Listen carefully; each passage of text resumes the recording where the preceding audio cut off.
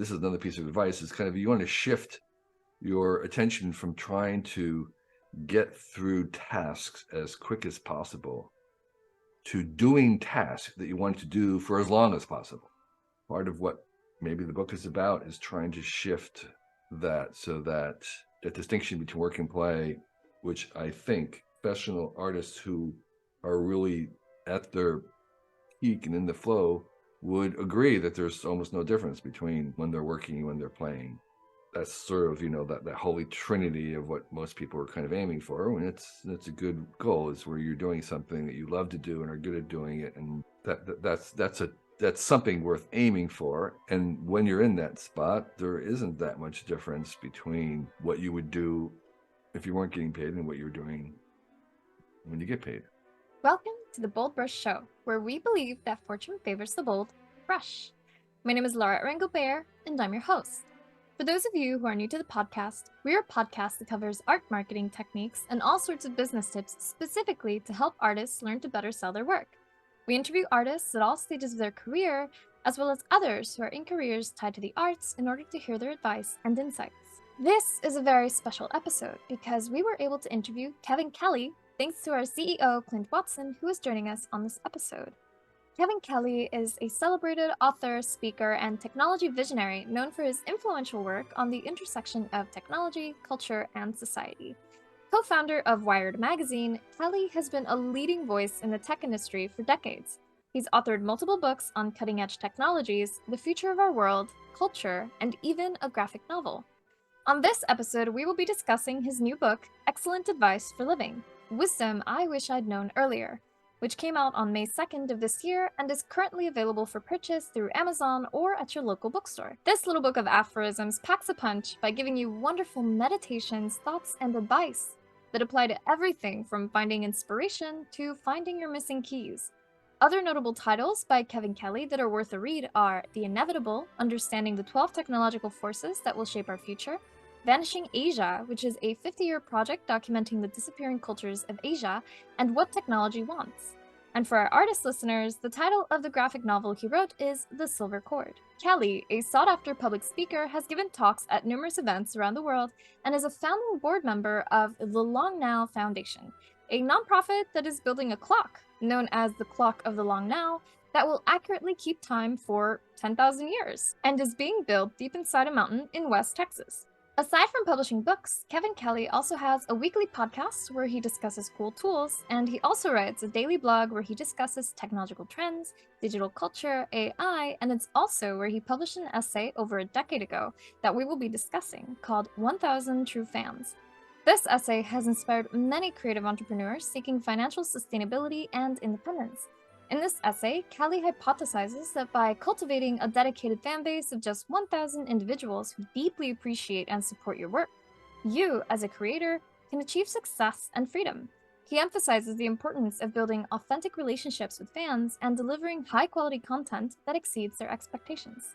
Kevin Kelly's contributions to the intersection of technology, AI, and human creativity have solidified his position as a seminal figure. His vision and foresight have been instrumental in shaping our understanding of the digital age and its profound implications. As we navigate an increasingly connected and technologically driven world, Kevin Kelly's ideas continue to guide and inspire, challenging us to embrace the future with curiosity, optimism, adaptability, and a deep appreciation for the power of human ingenuity. So sit back, relax, maybe grab a notebook to take some notes, and join us for an enlightening conversation with Kevin Kelly. So hello, Kevin Kelly. Thank you so much for honoring us with your presence on our podcast. I know we're a very small podcast, and you're an amazing, incredible person who's done so many wonderful things and provided so much value to the world. So this is a huge opportunity for us. So thank you so much for being here. Oh, it's my pleasure. I'm really delighted to be here. Thank you for inviting me, and I'm really looking forward to this conversation. I know people listening that are in our audience, they just heard Laura's detailed introduction about your past and your accomplishments and your new book. But I just want to say, we're just so thrilled to have you here that I sort of describe Kevin Kelly as the Leonardo da Vinci of the modern day Renaissance men.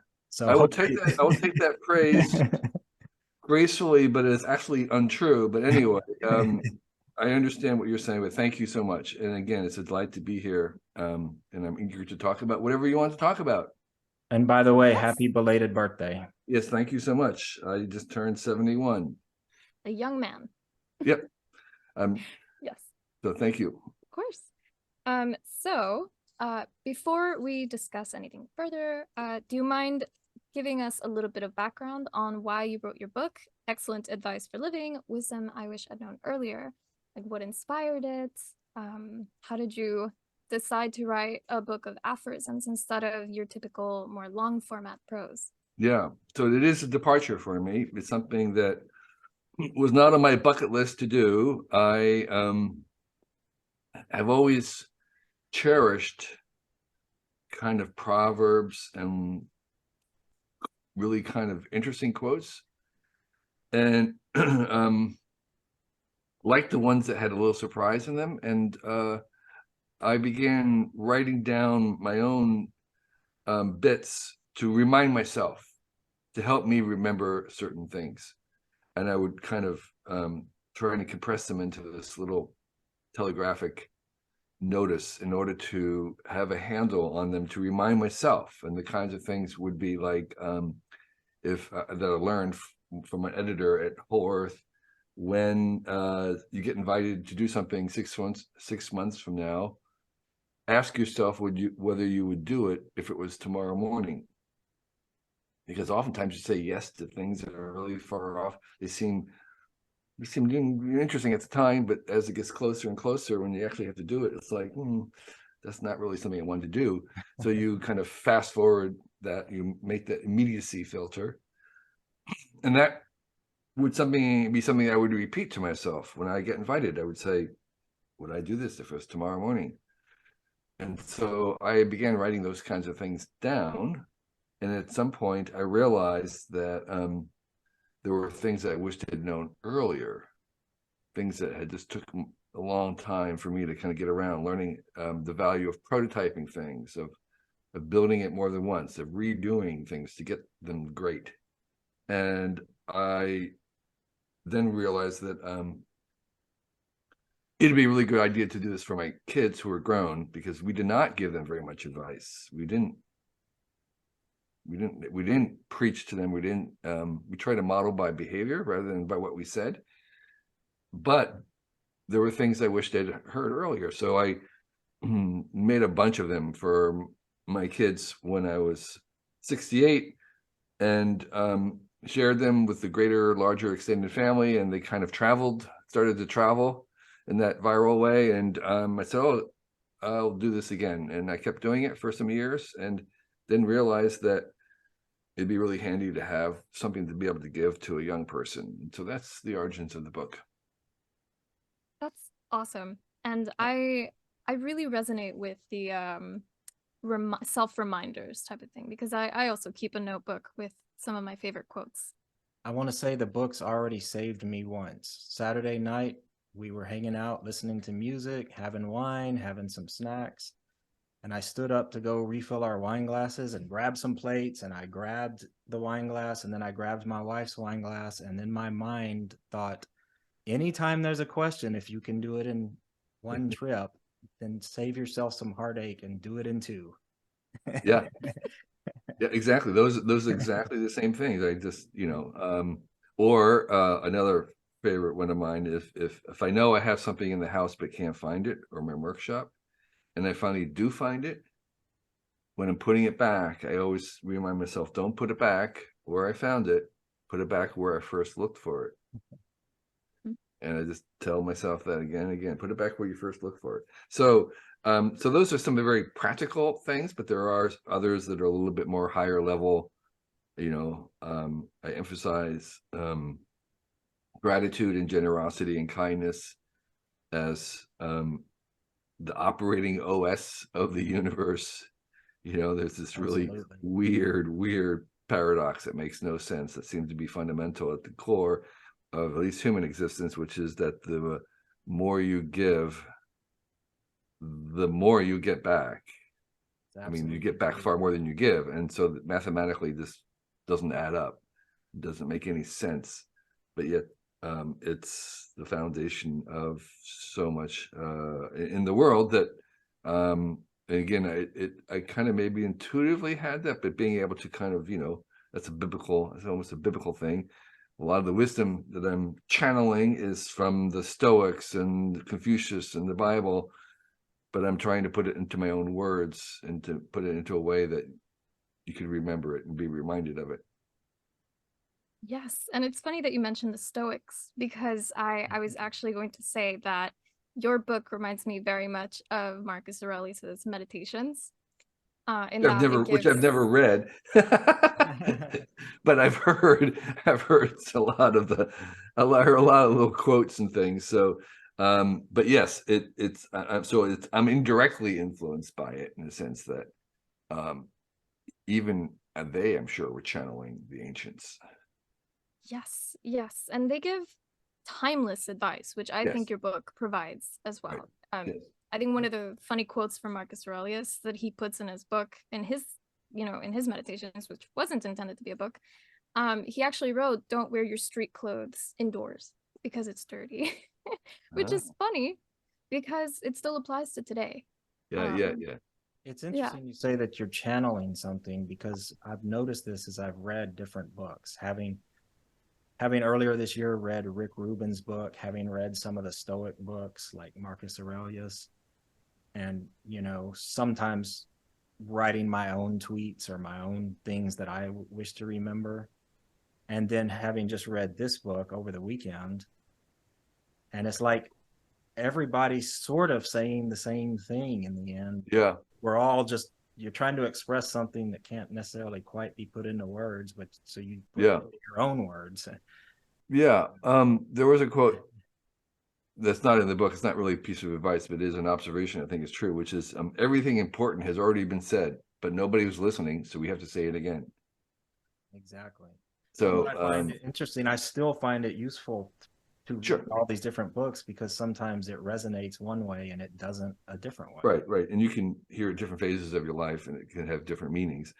But yeah, what I was trying to do is in some ways just encapsulate this and make it in kind of something that's in the modern vernacular, if at all possible. But the actual wisdom is, as you say, timeless.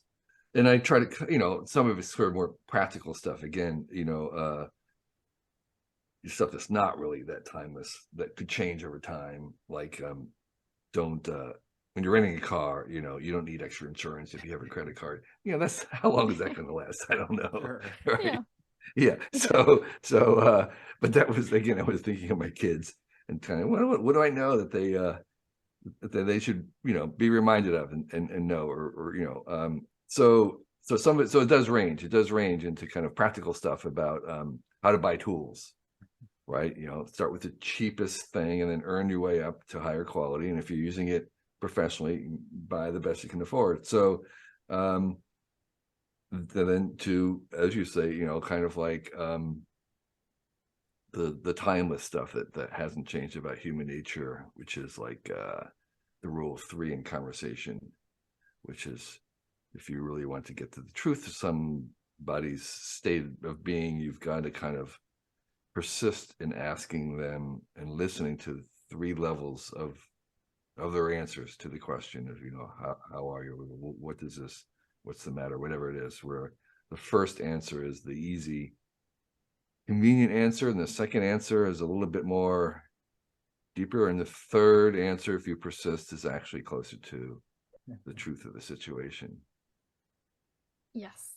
And as the Stoics say, you can never truly reach truth, but you can approximate it, which is you can get closer. It's an asymptotic trend. If you know what an asymptote is in mathematics, it never reaches 0, but it approaches it, and that's all that we can ask for. Yeah, I mean, if it's as close as we can get, you might as well. That's right. We can always get closer, and I think that's actually the story of our lives. One of my favorite bits of advice in the book is don't aim to be the best, aim to be the only. And we have that's a very high bar, and that will take most of us, including me, most of our lives to come close, and we will never reach it. It's an asymptote. It's something that we tend towards. It's a direction rather than a destination. Yes, and that's one of our favorites as well, and we're going to come back to that Sure thing. Later in I'm kind of just meandering here. I'll let you drive a little bit better. Go ahead. Oh, no worries. No worries. It's still very wonderful wisdom to hear anyway, in the meandering, Sure. you know? Yeah, please don't stop meandering. I just wanted to prime you. We have some further delving into that. Yeah, sure thing. That Yes, of specific course. after That's a that. very deep thing that we can go. Spent a lot of time on that. Okay. Oh yeah. Yeah. I But think yeah, I think you had what a were you gonna say? favorite one that you wanted to ask him a question about, right? Laura? Yes, I did. And I wanted to preface by saying that so this podcast caters to artists and specifically artists who want to make a living from their work. Yeah. And I'm one of those artists, as you can see, you know, with some of my stuff behind me. And actually, one of my favorite quotes is, "Making art is not selfish. It is for the rest of us. If you don't do your thing, you are cheating us." Right. And I love it because it's so many artists today, they struggle with that. They think, oh no, painting, how dare I be an unproductive member of society and just sit around and, you know, brood over a canvas for days and months and years. So how can artists learn to mitigate that guilt that they feel when they're creating? You know, that's a really good question. You know, part of the responsibility is not just the artists, it's the people around them and us as a society. But if you are stuck there, you know, I don't know, maybe I might suggest reading biographies of artists, because you'll see that they're as flawed and imperfect. In fact, they may be more flawed and imperfect than most beings, and they have the very similar struggles. And so you might realize that you're not alone, or that feeling is not something that only you are experiencing, but it is very common for those who are going to pursue a professional version of this. And another bit of advice that I have for artists is, that saints and superheroes don't make art. Mother Teresa and Superman, they never made any art. Art derives from our faults and brokenness and our incompleteness and imperfection. It's the origin of it. And it's not as if you have you have to be a perfect, enlightened being before you can be an artist. It's quite the opposite. It starts with the fact that we're imperfect and our imperfections. And so maybe it's a shift in that, to understand that, where you are right now, and whether you're feeling an imposter, whether you are feeling inadequate, or whether you're feeling like you're loafing, that is the normal state. That's the topic of, by the way, if you've ever read The War of Art by Stephen Pressfield. Yes. I think his first book is all about how to overcome what he calls the resistance. It's a great recommendation. So that would be something my person might want to read. Yes. And funny enough, I've studied with a bunch of different painters, and the recent one that I did an apprenticeship with, he used to have philosophical talks in the morning before we all got to work in our studios. Mm-hmm. And one of the questions that I remember asking him was, is suffering the best form of inspiration? And he said, unfortunately, yes. And it is very unfortunate. But it seems like it's almost like the greatest inspiration is both love and suffering. Almost as if they were the same sides of one coin. Yeah, I mean, different sides of the same coin. I don't know if either one is eclipse the other, but they're all are valid avenues and valid entries, whether it's exhilaration, joy, suffering, pain, anger. Those all qualify. They're all good places to start. And there's another quote that is not mine, but is lost in the origins of time, which is art is anything you can get away with, which is what I tell my son who was doing art for a while. And yeah, it's if you convince other people that what you're doing is art, it's art. This, Jeff Koons done a great job at this, so it's it's how you frame it, really. And a lot of performance art is sort of like that as well. And whether it's a doodle or art, it's up to you. Yes.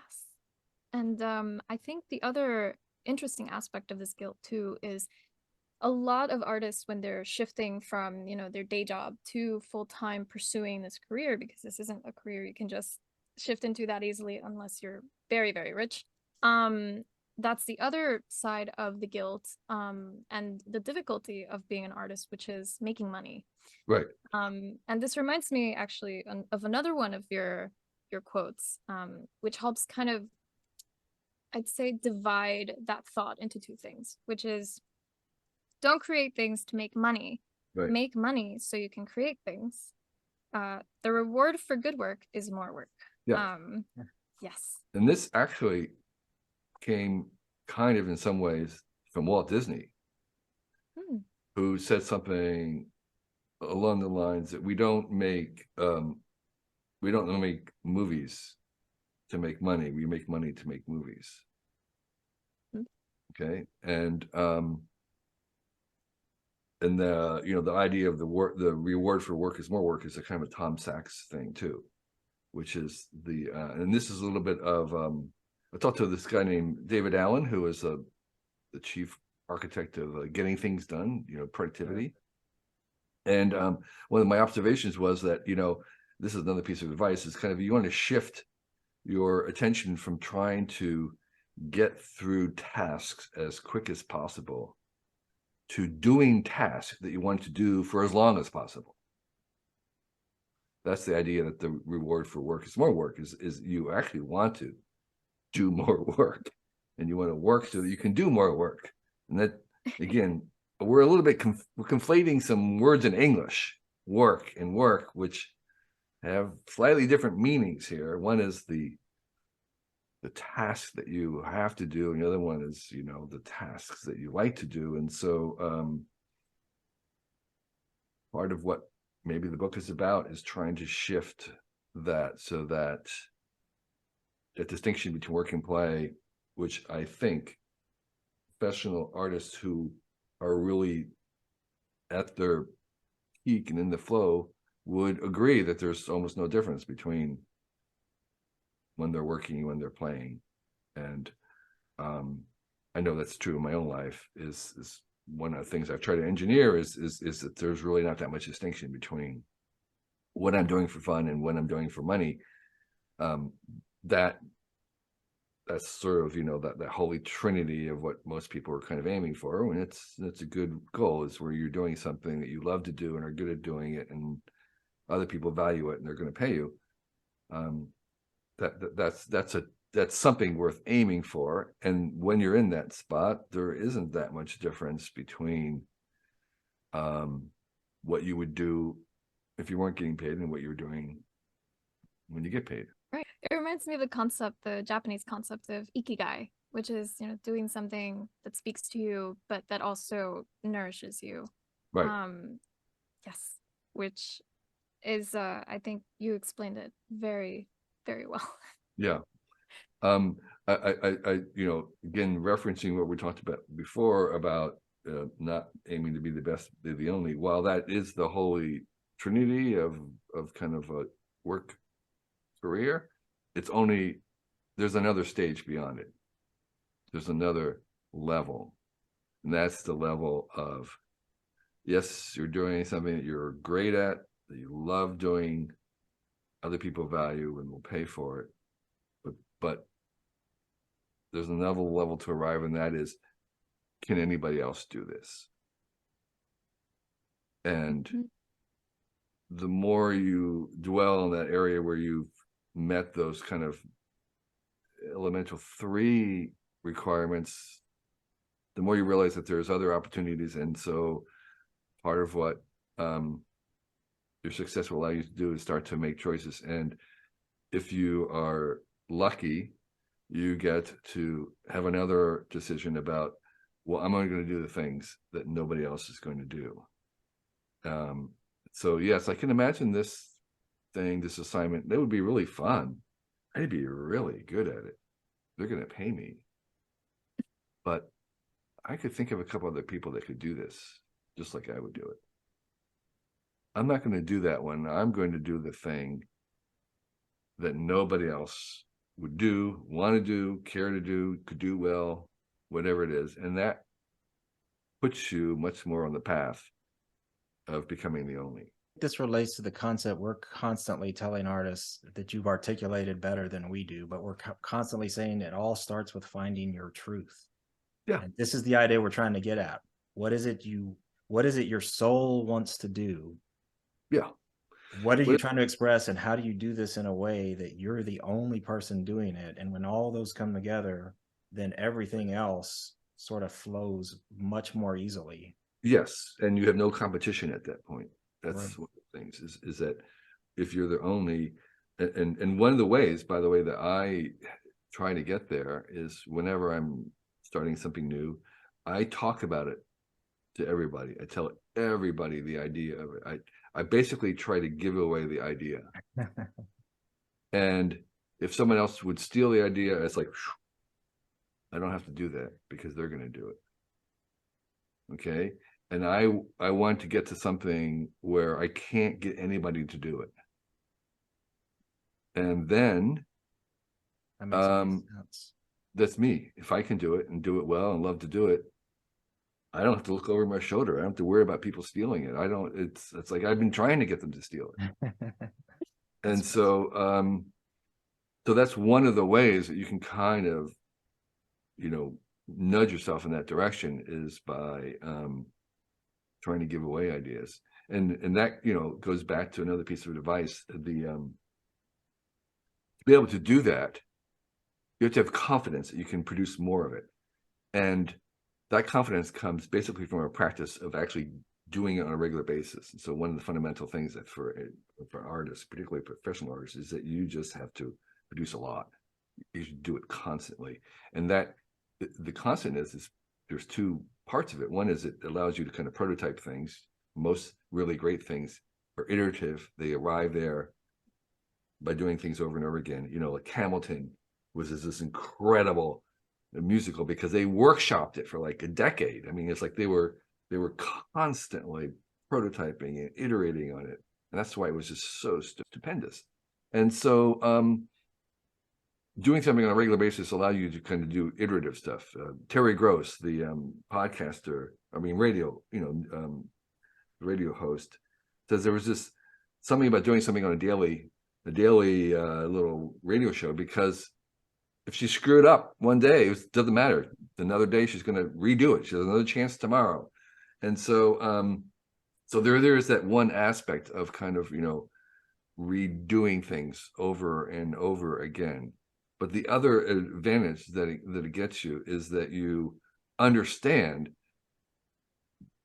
that you have infinite ideas, that you have infinite things, that you cannot exhaust it, and that the more you do it, the deeper it gets. And so doing something on that kind of basis gives you the confidence that you can give something away, because there's more from where that came from. Okay.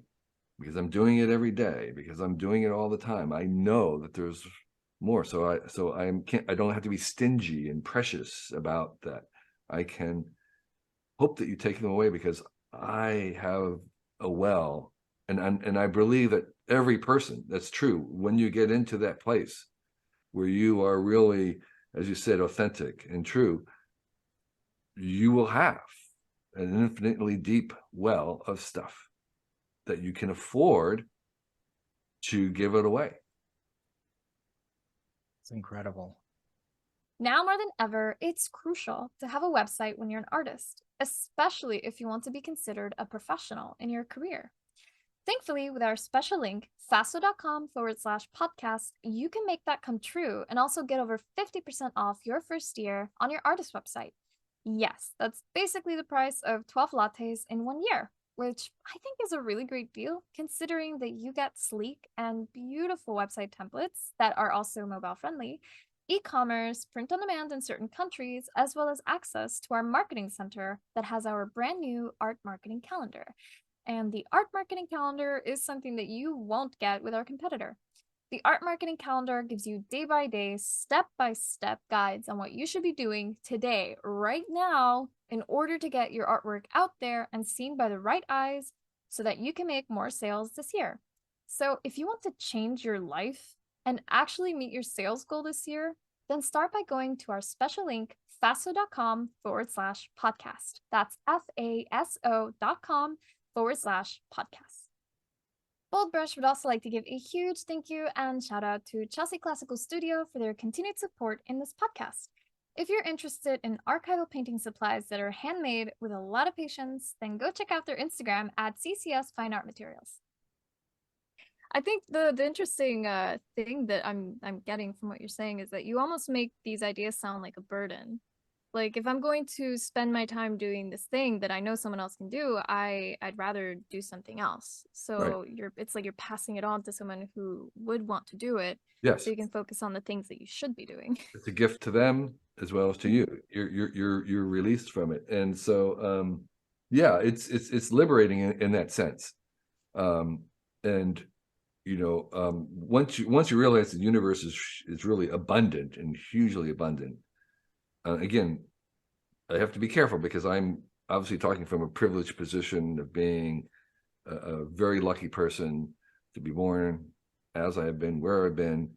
But I also have spent 50 years traveling in Asia in very remote parts where there is huge and immense poverty and inequality and racism and all this other stuff at a level that we don't even experience here in the US.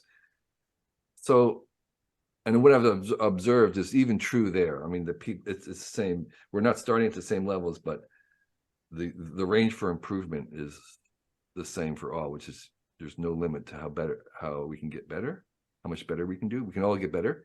And so, and that's true even for those who are starting with very limited or scarce resources at all. It's the same story that they can, if they can find their authentic self, their true self, that will give them a huge amount of power to produce, even with the constraints. And we know art actually benefits some constraints at times, or most of the time. And so, and so that sense of like seeing that the universe is abundant. It's not necessarily abundant with money or abundant with, free paint or whatever it is. It's abundant with ideas and possibilities. And one of my bits of advice about money is that a lot of people are often thinking that money is usually not the constraint for innovation, for doing really innovative things. Because if money was needed to do breakthroughs, then all the billionaires would have a monopoly on all the breakthroughs, but they don't, because the ingredients for a breakthrough, for novelty, for an invention, for something really tremendously great is things like ingenuity. And what happens is that if you have money, then you're going to try and buy the solution. But if you don't have money, you're forced to invent, create something new, and that requires ingenuity and patience and gumption and tremendous cleverness and all kinds of things, which are often abundant in those without money. Okay, and so that's why a lot of the breakthroughs usually happen out on the edges and the fringes, and not in the billionaire or the big companies. And so you can take heart if you have no money, because you could also have all the other ingredients that you need to do something really great. And it's very, very rare when money alone is the limiting factor. Yes. Yes. And I do also, I mean, there are a lot of artists out there who do have a day job, and that just feeds their, their passion, Sure. and they'll find ways of I don't know, they'll tear fabric from their clothing and turn that into their Sure. canvas. But this also does remind me of your essay, 1000 True Fans, Sure. where you discuss how artists and other people who are in creative careers can make a living from their passion. So what advice or recommendations can you give artists who are just starting out and maybe they want to take the first step into cultivating this fan base? Yeah. So one of my bits of advice is, prototyping things is better than having grand plans. You kind of want to iterate your way to whatever it is you're doing. So you test out things, you experiment. I like to call it kind of failure management. You want to have your failures in regular small doses rather than cataclysmic, terrible events. Like, okay, I'm going to start a business and I'm going to get a loan and I'm going to have a 5-year business plan and, whatever. That sometimes works, but rarely works. You want to try something at a small scale and test it out. And so, baby steps, prototyping, trying something, and pay attention to what moves people, what they like. Listen really carefully. I think that's something that I would recommend if you're making art that you want to sell or whatever. You kind of have to pay attention to the reaction, and you really want to get an honest sense, and that can hurt if people, I mean, the worst thing is they ignore it. Right. It's almost better to have them hate it than it is to ignore it. I 100% agree with that.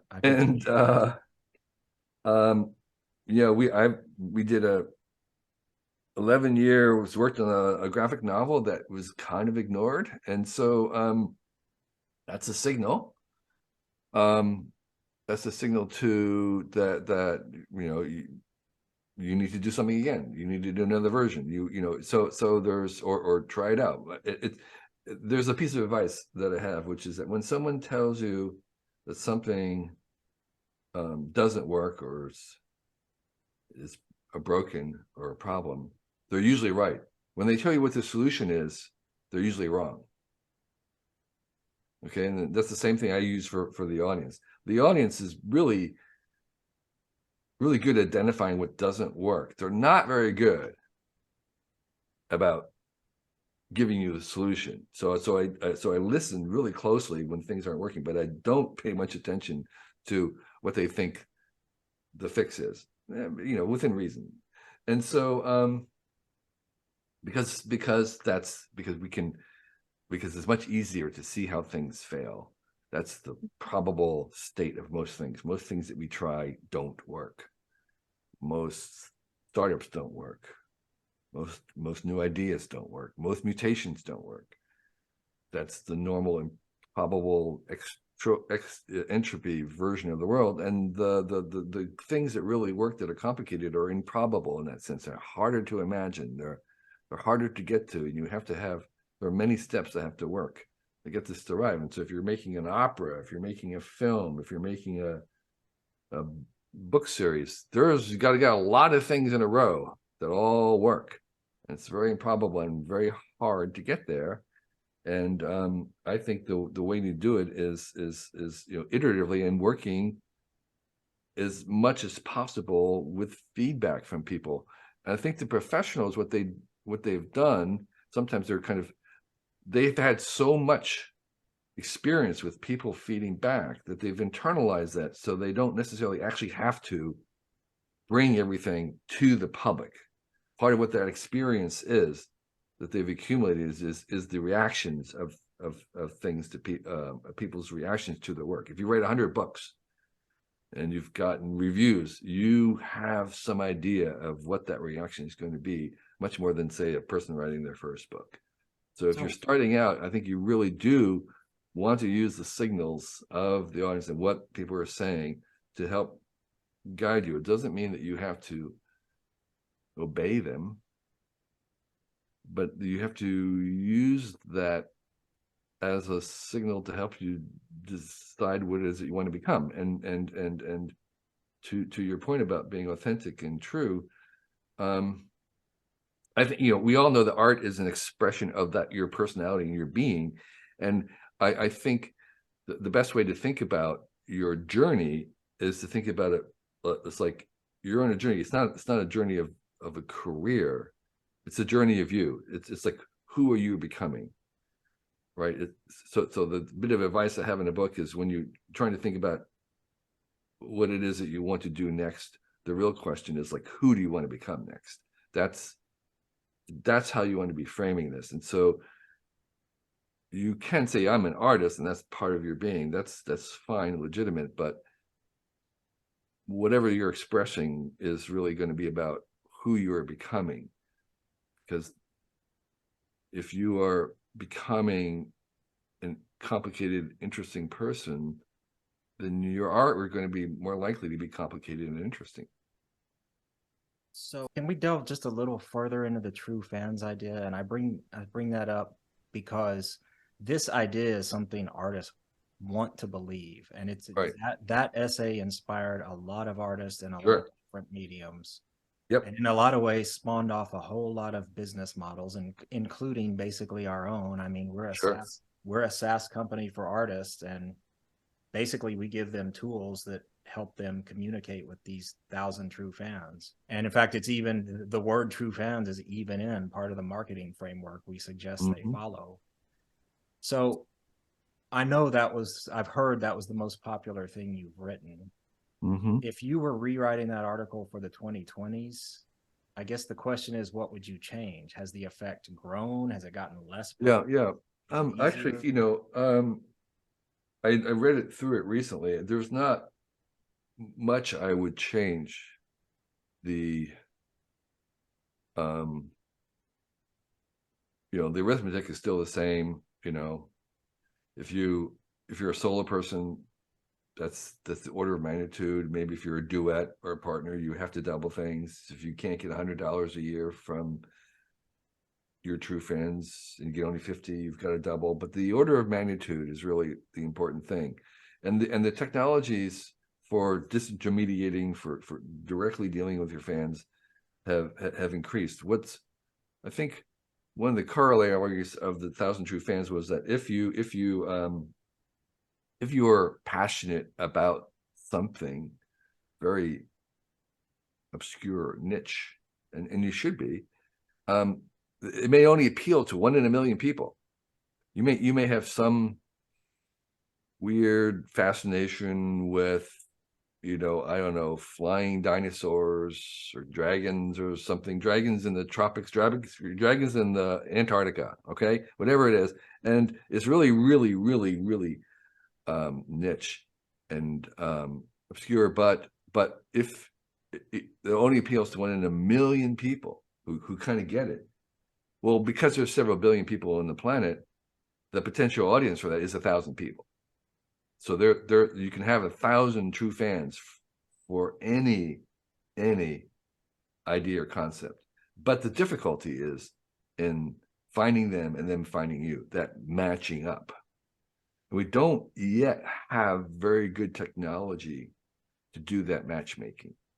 That's sort of what's lacking right now I think, to take the next step in that makes sense. in that. And so I would say that that's one of the challenges right now for the 1,000 true fans model is that out there, some of the world, there are people who are going to love whatever really weird thing that you are doing, but how do you find them? How do they find you? And the social medias were partly helpful for that, but they're flawed and they're imperfect too. And the next step, I don't think has quite been invented. But that is the challenge, and that would be where I would be looking for whatever tools or helps that we could need as a system, and you know, included in that, by the way, is, you know, I'm talking about billions of people, many of them who don't speak English.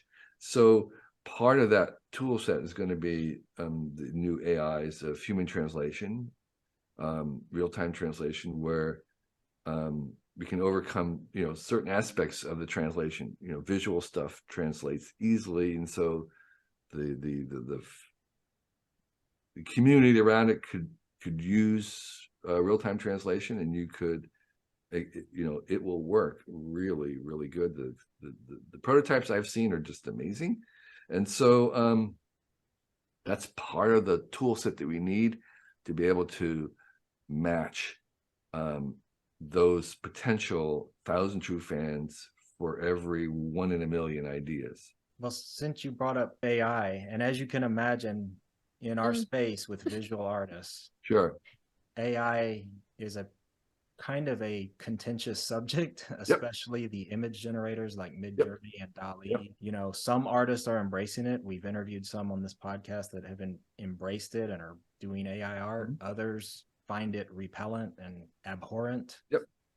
Some are mad because they think their copyrights have been infringed, or they consider it theft. So what are your thoughts on these types of AI and AI in general? I'm incredibly enthusiastic about AI. You know, for a year I was doing my own art on an iPad, and this year I'm posting one piece a day with co-generated, co-created with the AIs, and given how much time I spend, I am perfectly comfortable in co-signing this, saying, you know, I and the AI are making this together.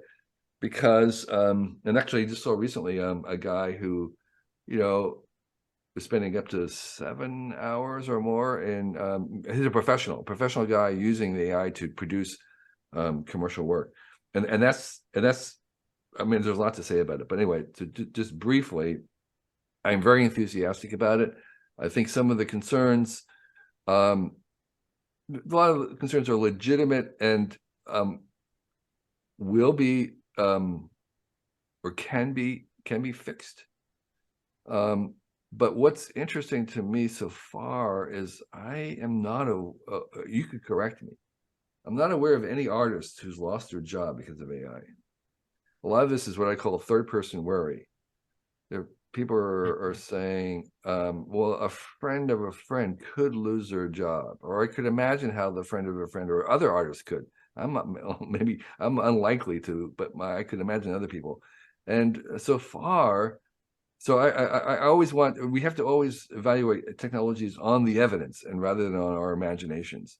And I would say, what is the evidence of artists losing their jobs to AI? Well, I can tell you. Is there a single person who has lost their job due to AI? I'm not aware of it.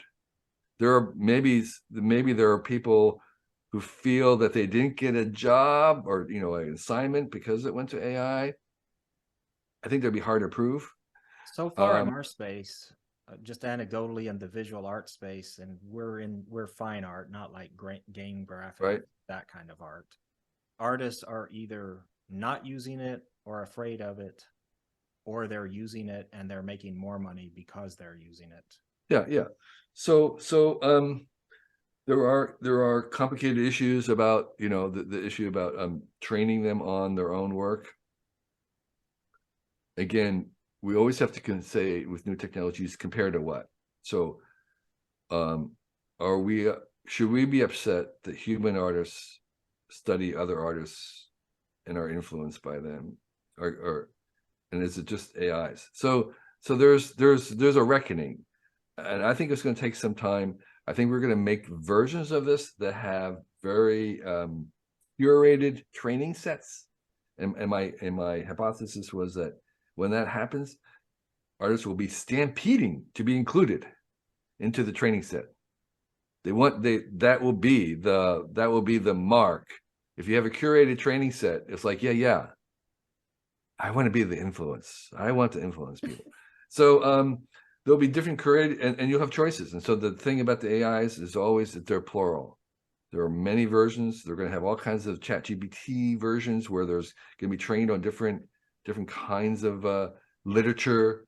There are people who want to have them trained on the best, the classics, and others who say, no, I want them to be trained on everything. I want them to be worldly. I want them to know about everything. So there'll be different versions, and that will sort out some of those concerns.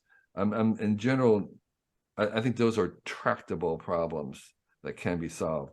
In general, the relationship that we're having with AIs is going to be of partners, artificial aliens. The current version of the Midjourneys and all, they're your universal interns.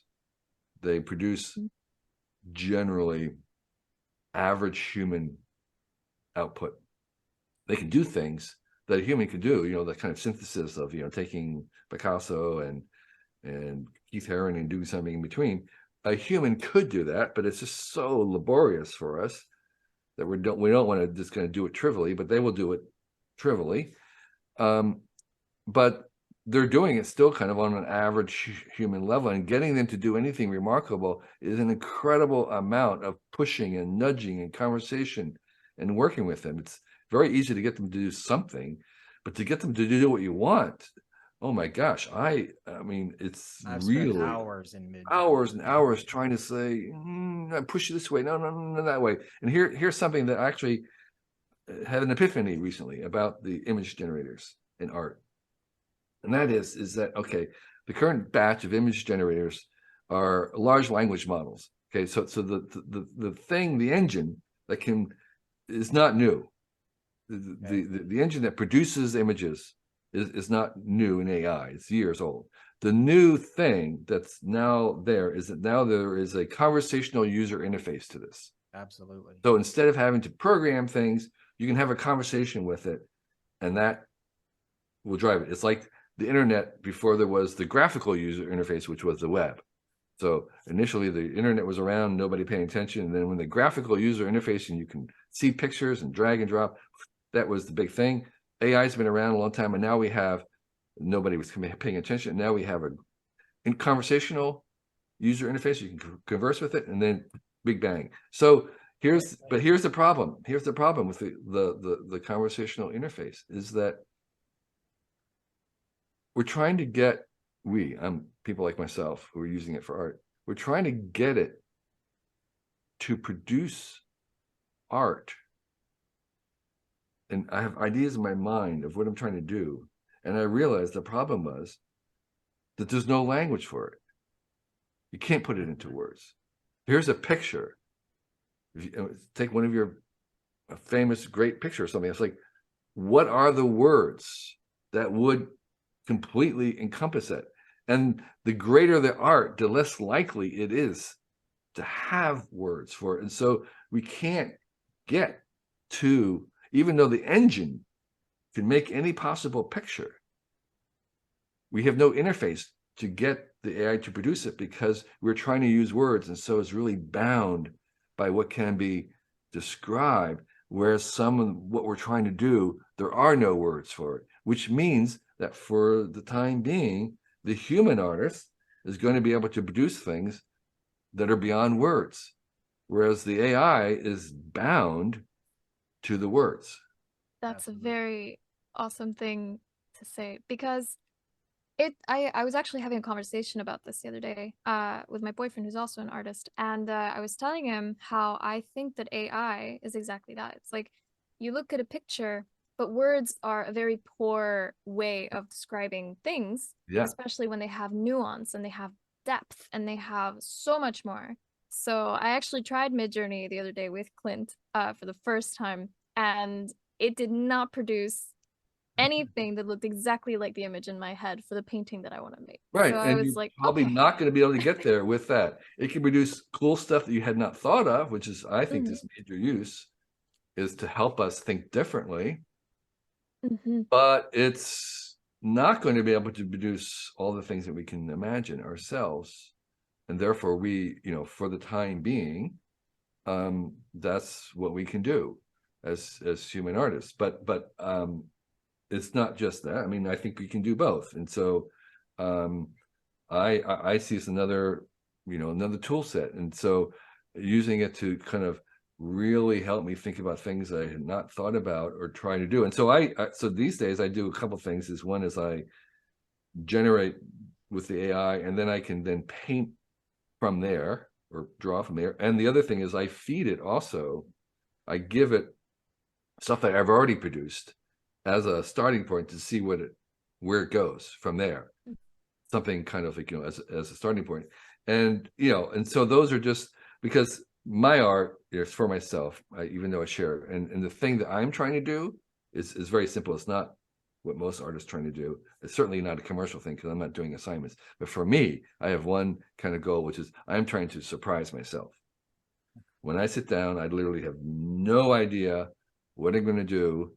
And so that's true with AI or not. And so what I'm trying to do is I'm trying to make something that I'm surprised by myself in terms of how it looks. It's kind of a different kind of look that I normally do, or it's like no one's ever seen it before. It's sort of like literally I want to be surprised. And the AI is really good at that, at helping me be surprised. And so that's what I'm using it mostly for, is surprise me. I love that. I love that because, and I love specifically that you said that it's a tool.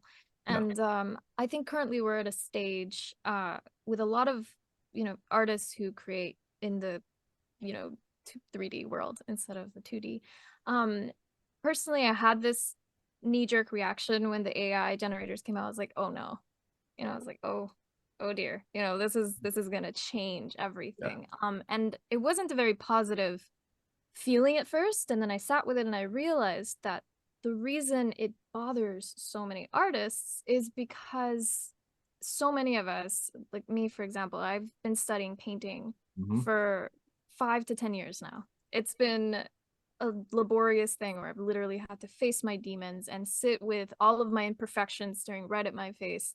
And then it's kind of crap when these AI generators make these impressive images that would have taken me a lot longer to achieve with my human abilities. But I think the side that is the good reconciliation is that it is a tool.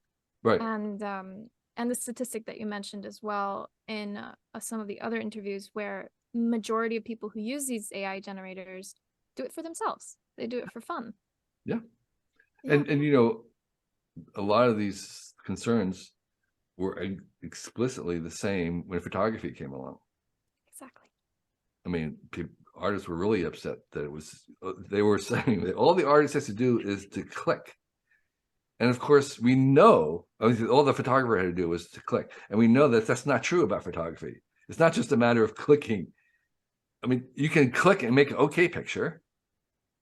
But if you want to make a great photograph, you've got to do a lot more than just click the picture. It's the view, it's the standing, it's the lighting, and then that's very much like working with the AIs. You have to work your way through and find a place to stand, and you've got to be concerned about the lighting and everything else, and the composition, and so it's not just clicking.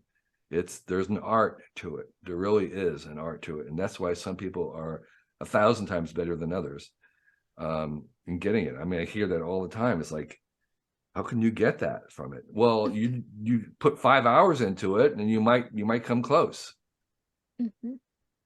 Yes, and I think the other interesting aspect as well is that it has this potential of completely influencing and generating a new generation of artists as well. Kind of like how the camera today in the painting world, we actually have a whole category for painters who use pictures as reference, and we call that hyperrealism.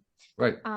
So I'm curious what you think this new generation will become with AI generated art. Yeah, well, there's several things about that. One is, and I think I said in my Wired article, I think we're at peak 2D. I think the real effect of this is not really going to be on 2D images and paintings,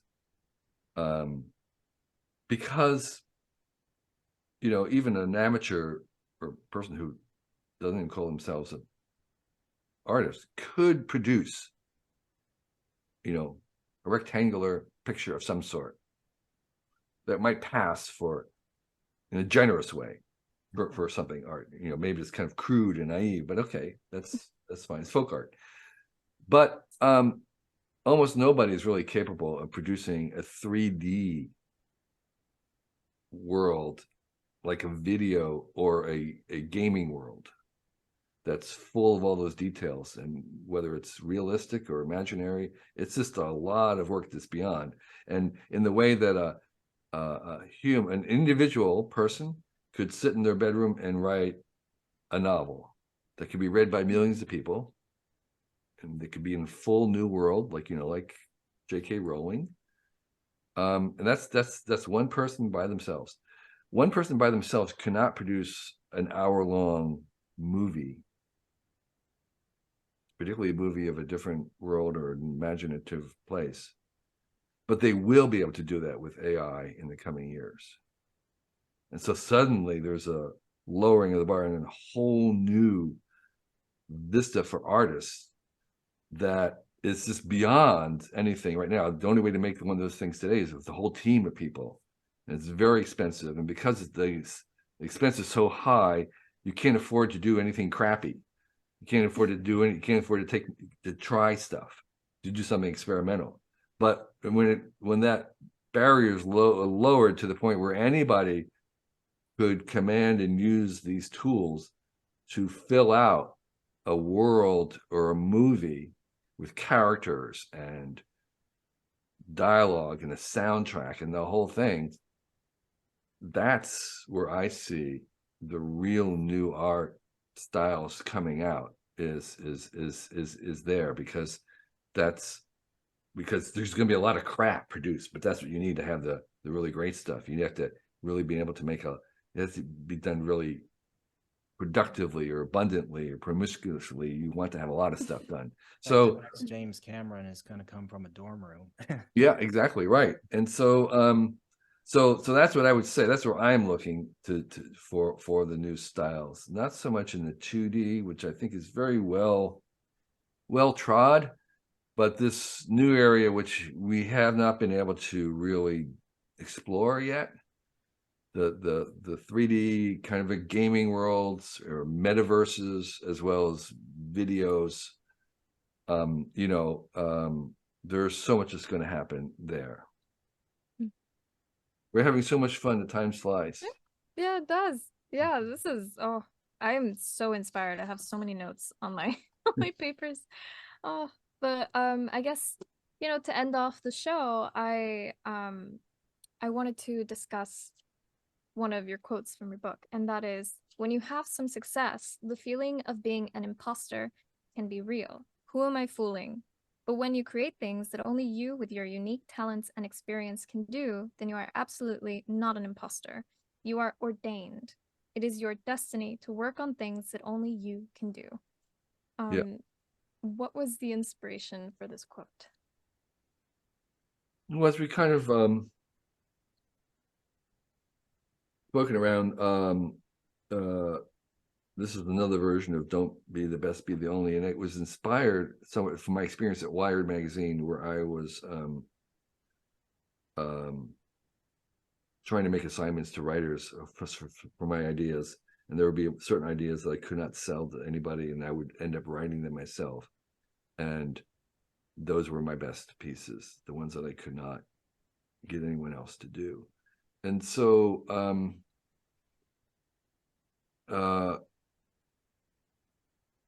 that at first seems indulgent, and